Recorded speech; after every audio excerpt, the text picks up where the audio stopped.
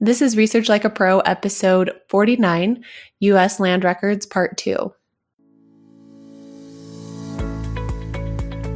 Welcome to Research Like a Pro, a genealogy podcast about taking your research to the next level, hosted by Nicole Dyer and Diana Elder, accredited genealogy professional. Diana and Nicole are the mother-daughter team at FamilyLocket.com and the creators of the Amazon best-selling book, Research Like a Pro, a Genealogist Guide. I'm Nicole, co-host of the podcast. Join Diana and me as we discuss how to stay organized, make progress in our research, and solve difficult cases. Let's go. Hi, everyone, and welcome to the show. I'm Nicole Dyer, co-host of the Research Like a Pro genealogy podcast. I'm here with accredited genealogist and my mother, Diana Elder. Hi, Diana. How are you today? I'm good. Thank you so much. What have you been working on this week? Well, I've just been working on finishing up a client project. I have the research all done and just doing some edits and doing last minute touches. I find that sometimes that takes a while because I like to turn out a really good finished product. So I've just been doing some editing this week. Sometimes I don't give myself enough time to do those little finishing touches. I need to learn to stay on a better schedule. Good job. I've been working on an adoption case. I contacted one of the DNA matches in my father-in-law's ancestry match list, and she responded and said, I don't know, I can't help you at all because I'm adopted and I don't know who my parents are. And she was adopted back in the 1940s. So I offered to help her find out who her parents were, and I've been working on that, and it's been really interesting. I've been making a lot of clusters in ancestry DNA by taking the shared match lists and seeing who shares with who and who their common ancestors are, kind of comparing their pedigrees and seeing where they match up with certain ancestors. And I think I've found that she's probably descended from this one certain family on the Dyer side. So I'm pretty confident we've got it narrowed down to a couple candidates. And so this last part is going to be pretty tricky, taking it further, but it's been a really interesting case to work on. So I really enjoy it. I think it's really fun working on adoptees. I loved when I was helping my sister do hers last summer and just separating out those clusters and finding the groups of people. It's so fascinating. It really is fun. Well, let's do our spotlight. This week we have Sherry Gal, who left us a review titled Great Timing. And she says, I really enjoy listening to the Research Like a Pro podcast. Nicole and Diana present genealogy tips and information in a very accessible way, perfect for all stages of genealogy learners. This particular episode about genealogy software couldn't have come at a better time. My husband is purchasing me software as a birthday gift. This podcast gave me just the extra information I needed to make a decision. I will be continuing to listen and will recommend your podcast to others. So thank you so much, Sherry Gal. That was a great review. That was so nice of her. Well, today we're talking about the second part of land records in the United States. In part one, we talked all about different reasons that you might want to research in land records and how it can help you. And we talked about how land records can reveal relationships, clues to past or present residents for an ancestor, their associates, evidence of their migration, and more. We talked about the differences between state land states and federal land states in the United States system of land distribution. We talked a little bit about metes and bounds, as well as the grid system. So now that we have reviewed everything we talked about last time, what are we going to talk about today, Diana? Today we're going to dive into deeds. And deeds are where a lot of our land records are living. So this is where you're going to spend most of your research time in the land records, because once a parcel of land was granted by either the state or the federal government, all the other transactions for that land were carried out within the township or county. And they are generally called a deed or a conveyance. So every time you had property ownership transferred, a deed was drawn up. And the original document was given to the landowner and could have been preserved by the family. I don't have any originals, which would be really cool, but I have heard of other people that get original deeds handed down. But the county clerks would record a transcription of the deed into the deed book, And depending on how good of handwriting that county clerk had, that will determine whether it's easy to read or whether it's difficult to read. And we've all had experiences with both scenarios. They have a symbol for the sealing wax, and they draw that in the deed book, and it has the initials LS, which stands for, I have no idea how to say this in Latin, but it's supposedly locus sigilli or something like that, which means for the place of the seal. So if you've been seeing that little LS with a little, curlicues drawn around it, that just means that it's the symbol for the seal. So deed books have all sorts of different kinds of records. So you might find in them a lot more things than just transfer of property or land. You could find mortgages, leases. If it's before emancipation, you would have sale or manumission of enslaved individuals. You could have bills of sale, powers of attorney, indentures, adoptions, livestock brands, and I have seen a couple of those. Wills, apprentice papers, tax lists, and other miscellaneous documents. So think of any kind of property that your ancestor was dealing with and any kind of transaction taking place with that property, and that could be in a deed book. We talked a lot last time about the important information you can find in a land record. And the same thing with the deeds. They may not all hold land records, but any of this transfer of property is likely going to be listed in a deed book, which is generally under land and property if you're looking in the Family Search catalog, which is where I go to look for these types of records. So Nicole, what are some tips? Well, it's essential to start in the deed indexes. There are tons of deed books out there, and you can't just flip through them. You've got to start with the index and look at your ancestor as the grantor or the grantee and find out which deed book he's in and what page, because there's several volumes. So go to the index, and these are mostly all digitized now on Family Search if you're in the United States. So you can go directly to the county that you're researching in, and then go to the land records and look for the index for the land, for the deeds. And there's a lot of different ways and methods that were used for indexing these books. It's important to figure out what kind of index is being used. There's something called the Russell Index. That can be confusing. So just keep in mind that there are different kinds of indexes. The Russell Index, I'm not an expert at it, but they use key letters instead of every letter.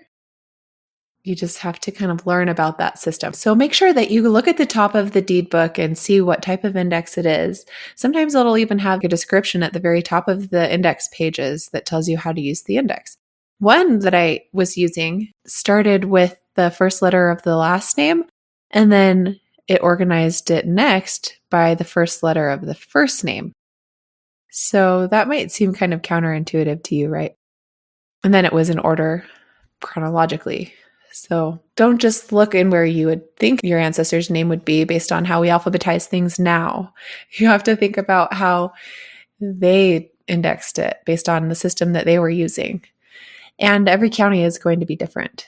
So just be ready to learn about the way that they did things before you try to search for your ancestor, because you might miss his or her records if you don't understand the way that it's organized in the index. So what you do is you go to Family Search or the original courthouse and you look in the deed index book and you look for your ancestor's name in the index, making sure that you understand how the index is organized. And then once you find your ancestor's name, you write down the volume of the book that you want to find it in and the page number.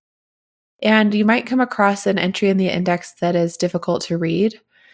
And sometimes you can use the entries just above it or just after it to help you narrow down where it could be. Like volume A will be several lines in the Johnson section, and you can just look at the page numbers before and after that line if there is a smudge. And this has happened to me before.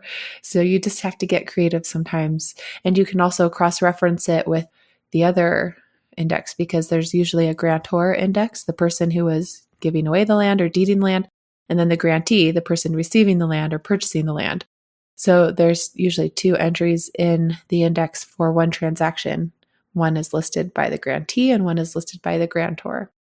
If one entry isn't showing up for you, you could try the other if you know who the grantor and the grantee was. Is that what you do, Mom? So I have had lots of experiences of trying to track down deeds. Like I mentioned in the last episode, sometimes the client will want me to look up a deed at the family history library in a microfilm that hasn't been digitized yet. And I will always say, well, this probably will take 30 minutes to an hour, but it all depends on how those deed books are organized. And sometimes I get into them and it's just easy peasy. I find the person immediately in the index. I find the volume and the page number, go straight to it, and there it is. And then other times you get into some of those indexes. One time the indexes were all at the back of the book. So then I had to scroll through the microfilm to try to even find the index. And then they had one of those wacky systems, and I had to try to figure out the system, and I'm sure it made perfect sense to whoever developed it. But it was really difficult to figure out. There will be a system for the deed indexes. They really did recognize that you would have to look up your person and find them, but sometimes it takes a little bit of detective work to figure it out. So don't give up. If you get confused, just keep trying. You'll eventually figure it out. One of my tricks is to go right to the beginning of the book, or the microfilmed or digitized book. And often, I should say not often, but sometimes they will have directions there that can guide you. Right. That's usually what I do. I usually just jump in and guess. Although sometimes I kick myself later and say, I should have really learned this index system and it would have helped. Yeah, I usually just jump in and guess too, because I think that I know how to do everything. And then I realize, oh, this is one I haven't run into yet. And so that's okay. So let's do a little case study about how this actually works. And I decided it would be fun to look up a deed or a land record from my grandfather. His name was Edward Raymond Kelsey, and he homesteaded in my home county of Cassia County, Idaho in the early 1900s. And I visited his farm, homestead, ranch, whatever you want to call it, every single Sunday of my life while he and my grandmother were alive. I was well acquainted with his land, and I thought it would be just really fun to find a deed for land that I actually had been on, because so often I'm doing research for ancestors in Georgia or Alabama and looking at land that I have never been to. And so I went to the Family Search Catalog, and I typed in my county of Cassia and the state of Idaho. And then I found a whole bunch of different categories there for records that the catalog had on Cassia County. And I went to land and property. Under land and property, there were 12 different land collections. Holy cow, there were so many different types of things. That doesn't often happen. Sometimes you only get a few hits for land and property, but this had things like water claims and benefits and mining claims and deeds and homestead records, so many different things. But like Nicole mentioned, you always want to look for the index first. So I clicked on a title that said Deeds 1879 to 1902 General Index. So that one wasn't right because my grandfather wasn't there till about 1913, 1915, something like that. So then I had to find another index. You want to make sure that you kind of have an idea when you're doing this land research about when your ancestor might have been living in an area.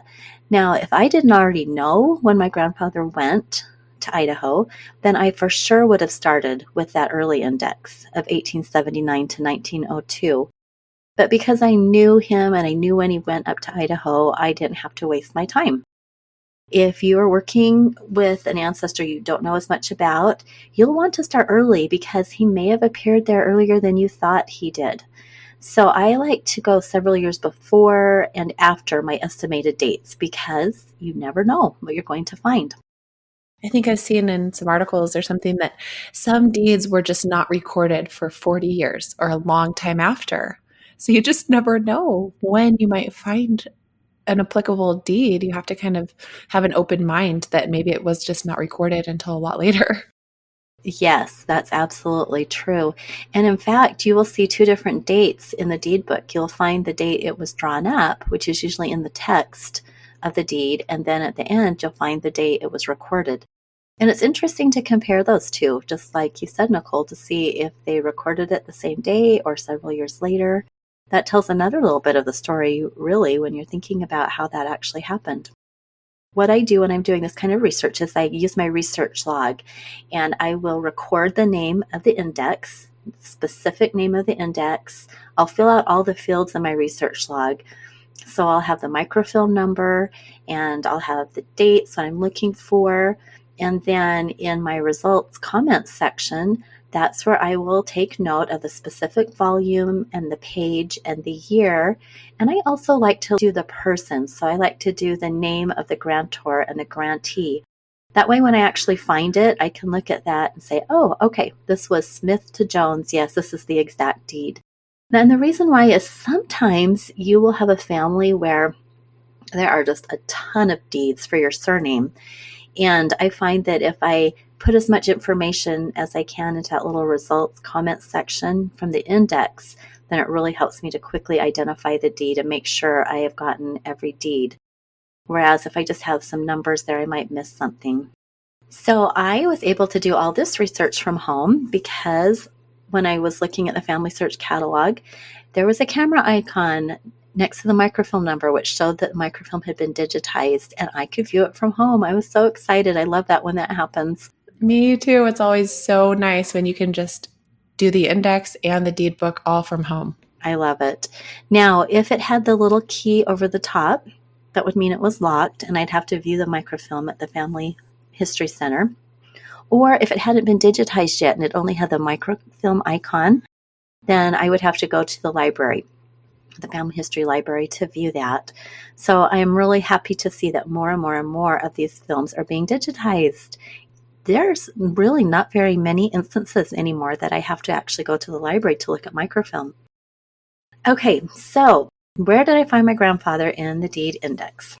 As I mentioned, the first one only went to 1901.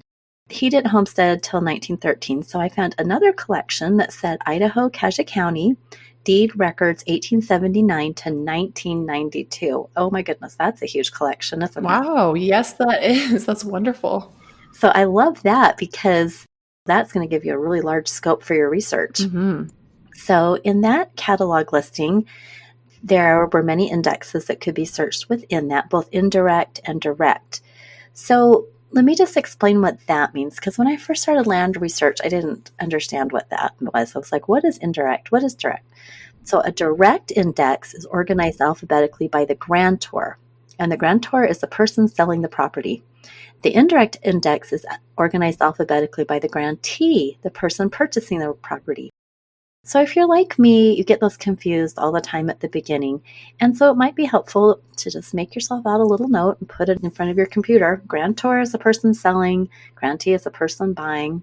Just so you get that in your head until you've worked with this enough. I like to view indexes that have a section for both.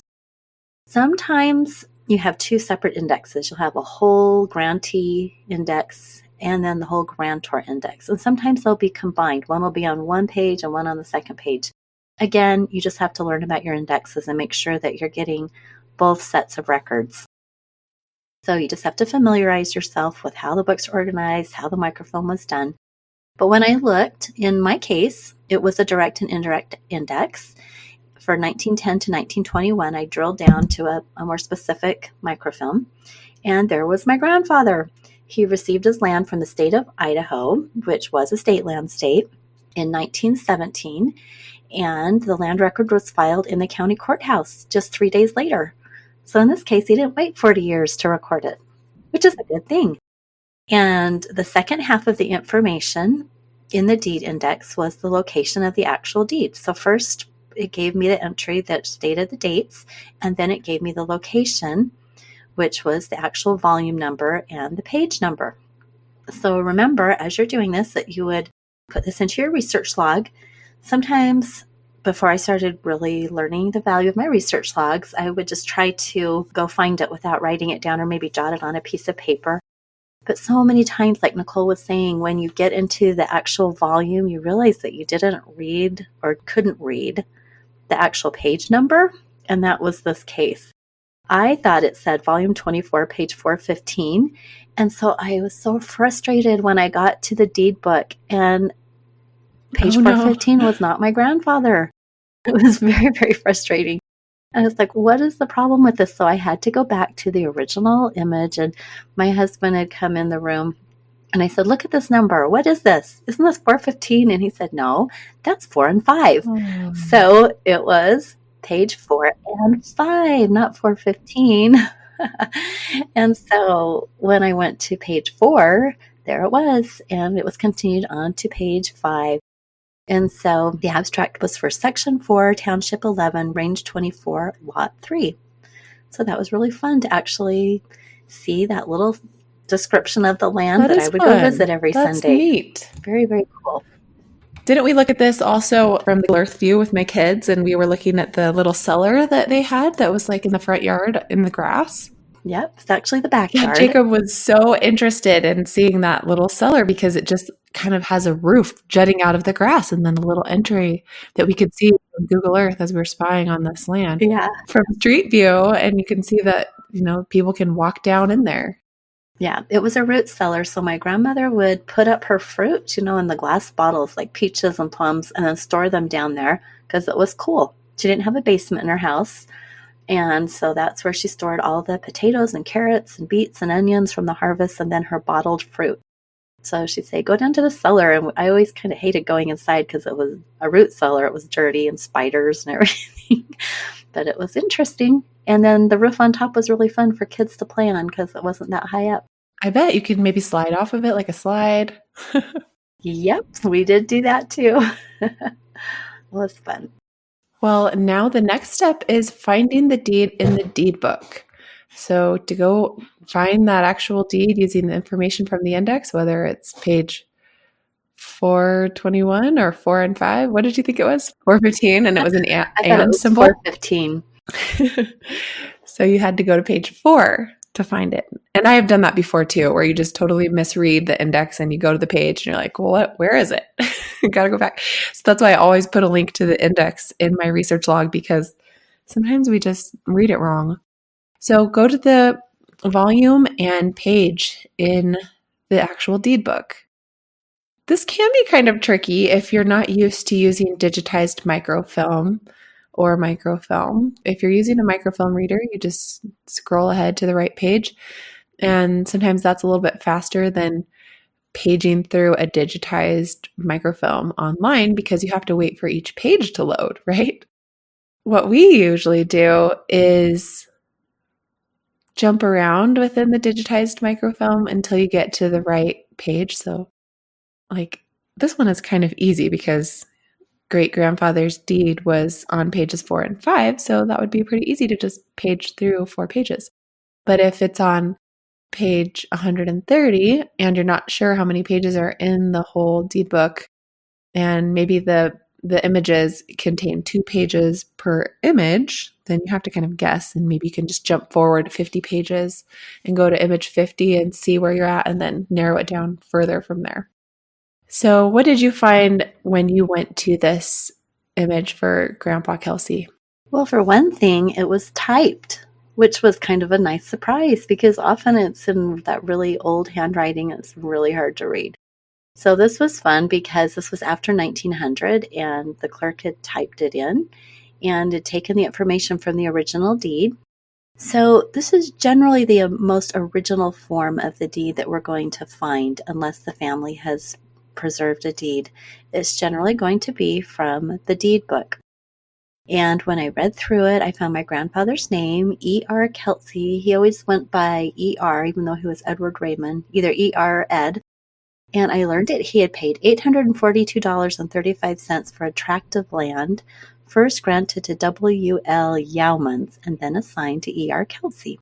That was kind of fun, and that was 1917, and I wanted to know how much that was in current day dollars. So I used an online currency converter and realized it was between $15,000 to $17,000. That was a pretty tidy sum for him. He was relatively young. He had recently married my grandmother, and now they had their own piece of land to make a home. I'm guessing it was a pretty good deal because it was up in the middle of nowhere, and Idaho, right? Well, it was being settled. There were people living there, but it was just beginning to be homesteaded. And it was kind of the middle of nowhere. It was good land, though. And the reason it was being homesteaded was finally they were getting irrigation water out to it, because this was kind of desert land, but they finally were getting a canal system and diverting water from the Snake River so it could actually irrigate this really nice, rich soil. Because without water, nothing's going to grow there. So what did I do with this deed? Well, I abstracted the information into my research log. And when I do an abstract for a deed, I'd like to take in the names of the people involved, because those are your associates, and the dates. Of course, I like to do the date that the actual deed is dated, as well as the recorded date. And I like to put in the whole land description and any other information. Like sometimes you get all those interesting things that we talked about previously, if you get the name of the wife, or you get other interesting things. So I'll abstract that. Then I downloaded the 2 images because we had both page 4 and 5. And my protocol when I download these images is I immediately go to my downloads folder of my computer and rename them. Because if I don't, they just show up as like image 567432, some weird number. So I immediately rename, and my naming protocol is date, record. So I did 1917 deed, Edward Raymond Kelsey, Caddo County, Idaho. And I just have the same protocol, and then I saved them and put them into my grandfather's folder in Google Drive. So now I have that land record all imaged. And of course, in my research log, I created a source citation for this record, which included the microfilm number and the date, a lot of that same information, so that I could get directly back to it. And I have the link in my research log. And then I could also go ahead and put this into my grandfather's record in my personal database, or put it on my online tree, all those different things that we like to do with the information that we find on our people. And that's a great way to get yourself more familiar with land records. If you haven't done any land research before, maybe start with one of your closer relatives and see if you can find the deed for them, like your grandfather or your great-grandparents or someone, because often that will be a good way to just get your feet wet with a new record set and learn about it and figure out how it's used, rather than trying to break down the brick wall with land records, which you'll want to do eventually, but it's a good place to start with somebody that's more closer to you. Right. And you just have to get in and try it. I say it all the time that we learn about things in genealogy, but then we have to just go do it. We have to go try the records. We have to dig in and experiment and learn, because the more we try out a record set, the better we'll get, the more familiar we'll get with it. Exactly. All right, everybody. Well, we hope you enjoyed today's episode about deeds, and we will talk to you again next week with land records part 3, because we still haven't talked about head rights, land grants, and all those lovely kind of bounty lands and things that you get from the government originally, the original patent or grant. So we'll talk about that in part 3 next week. All right. Bye-bye, everyone. Have fun researching. Thank you for listening to Research Like a Pro with Diana Elder, accredited genealogy professional, and Nicole Dyer. We hope that something you heard today will help you make progress in your own genealogy research. If you like what you heard, please leave us a review on iTunes or Stitcher, or visit our website, familylocket.com, to contact us. You can find our book, Research Like a Pro, A Genealogist Guide, on Amazon.com and other booksellers. We hope you'll start now to research like a pro